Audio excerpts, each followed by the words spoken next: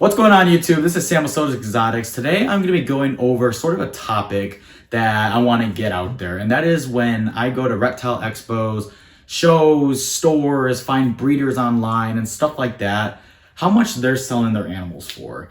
I noticed that a lot of people sell their animals way more than what they're worth. And I'm not saying that no animal is worthless or priceless, I should say. I'm saying in the fact that they're way overcharging people for a general price of an animal where they could be priced at. With that being said, I want to introduce probably a new series into my YouTube channel, and if I hopefully get motivated enough to release one of these videos probably every Wednesday along with a regular video every Sunday, we'll see where it takes me. I'm living a very busy life right now, doing a lot of stuff with the animals and my job and just trying to live my life as a young 20-year-old as well. Not 20, but I'm 24. What this series is going to be called is How Much Should You Pay? And then it's going to say the exact specific animal. I'll get into more details with that, but stay tuned.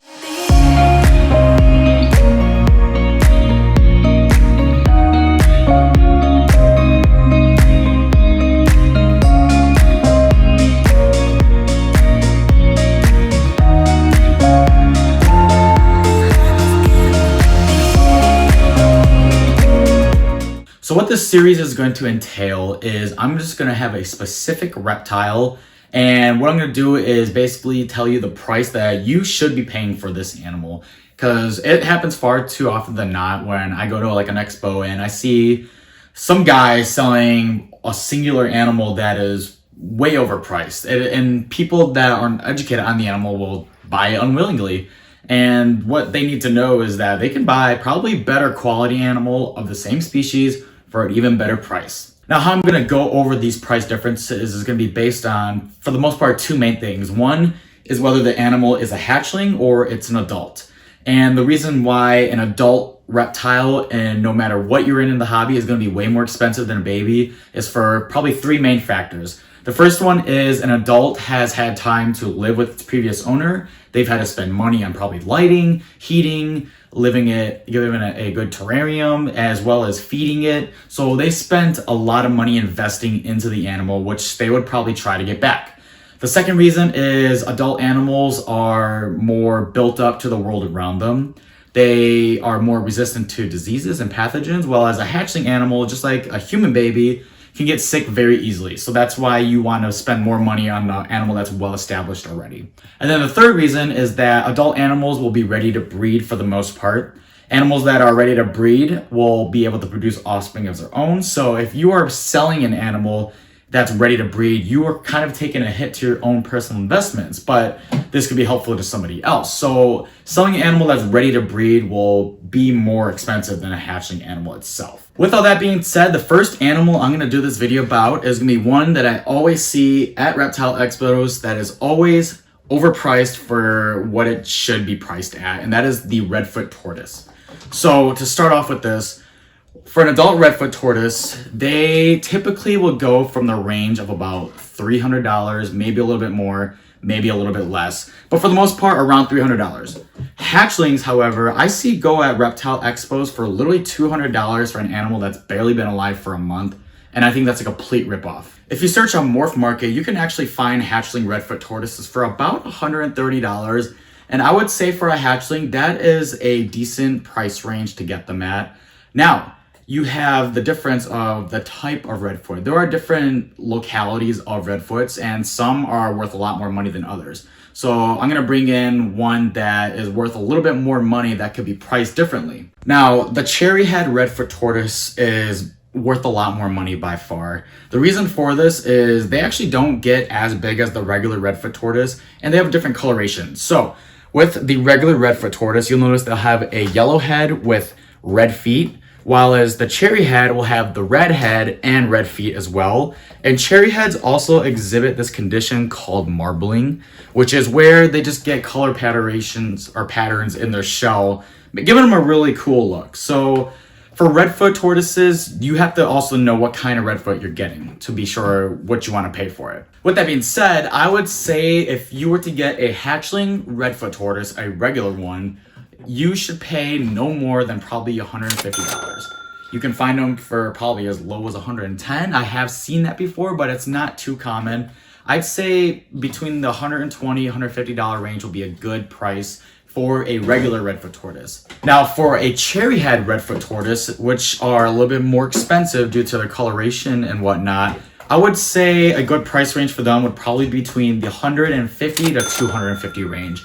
I know it's a lot more broader, but it varies with everyone. Larger animals, as I said, will be more expensive. So for a cherry head that's a little bit more cooler looking, I'd say in some sense, that would be a decent price range to pay for a hatchling as well. Now, as I mentioned earlier, an adult regular Redfoot tortoise would probably be about $300 to maybe $400. I wouldn't go any more money than that for a regular Redfoot. And a good thing to know is that the females will always be more expensive than males in most cases for reptiles. The reason for this is because females are the egg producers. They are the one who create more offspring, which you can make a profit off of, while as the males, they're just giving the genes to the females.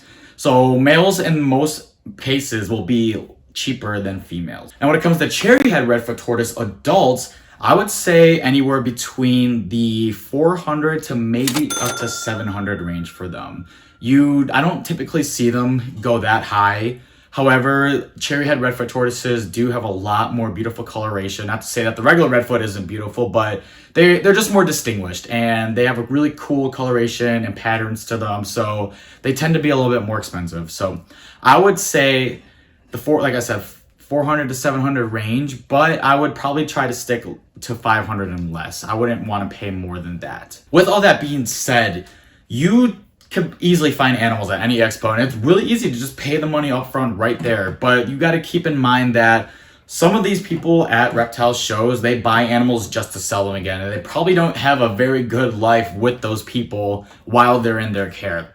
You can easily find good breeders online, Morph Market, or you can even search for reputable breeders on different Facebook pages or forums. But you also got to keep in mind, if you're going to buy from a breeder that isn't located near you, you're going to have to pay for shipping. And if these Lacey acts get passed, then that kind of takes care of everything, but we're just going to act like that's not a thing right now. With shipping, that costs about $30 to $50, depending on how many animals, how the size of the animal is. And that's because you got to do the FedEx overnight. It's very important that you get these animals as soon as possible because you don't want them to be overly stressed. So buying overnight is obviously going to be the most expensive way to ship an animal. So keep that in mind. So if you're paying $120 from a breeder for a hatchling Redfoot tortoise, you might have to pay a $50 shipping. So that's $170 right there when you could have possibly bought one local or having driven a few hours for around $120.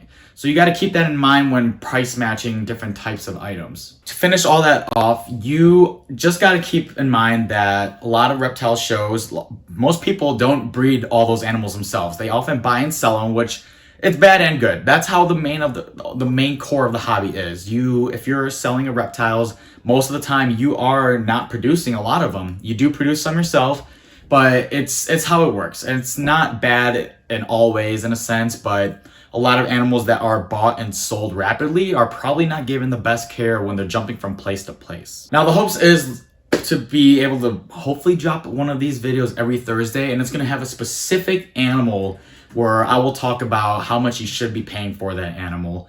I'll do different factors to explain it, but this will probably be the longest one because it's going to go more in depth, as I said, with how animals are priced, all that whatnot. So the main concept to get from this is that know your breeder, take the time to ask questions. If they are just blabbering random stuff, you might be getting completely wrong information. I actually went to a pet store the other day and this girl was saying all kinds of stuff incorrect about how they should keep their animals. And obviously it's not her fault because she's not trained on it, but it could be the same thing for reptile keepers. I keep a lot of animals, but there are some animals I know nothing about. So you got to really take in depth, do your research, and get in depth of how much you know about the animal before you buy it. With all that being said, the hopeful plan, which probably won't happen, is I'll be doing a regular YouTube video every Sunday and then releasing probably the how much should I pay video every Wednesday. It'll have a very specific animal. If you guys have any animals that you don't know about, or animals that you would like to see featured on this, where I will extensively research to see how much they are, then you can just comment that below. But other than that, we will see you next week.